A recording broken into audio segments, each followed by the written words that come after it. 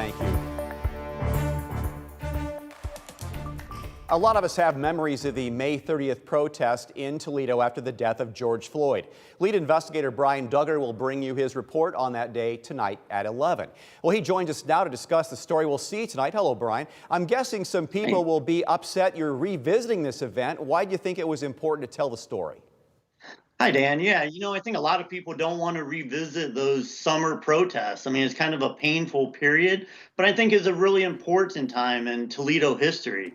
There's a lot of anger on all sides. There are people behaving badly on all sides. And I think it's really important to tell those stories.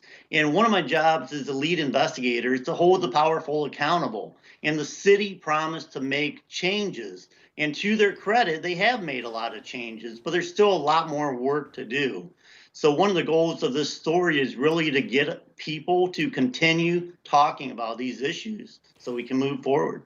Good idea. One of our camera people that were covering it that day were commenting about, well, they kind of got some tear gas in the eyes, and that's something they'll never forget. What are your memories of that day?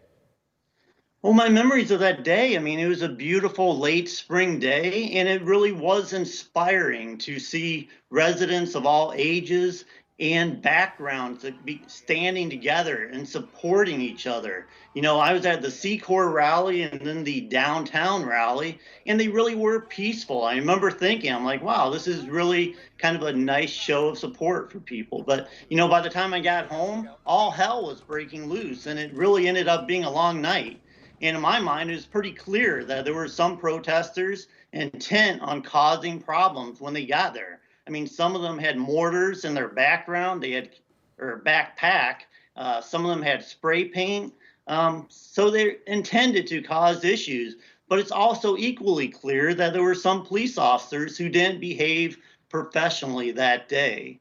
So we need to talk about this. We need to learn from it, and we need to move forward. So that's kind of the point of this story, and I think it's important to look at it. Brian, I'm eager to see that. Thank you very much. Again, that report will air tonight at 11, but the video can be seen right now on the WTOL YouTube page.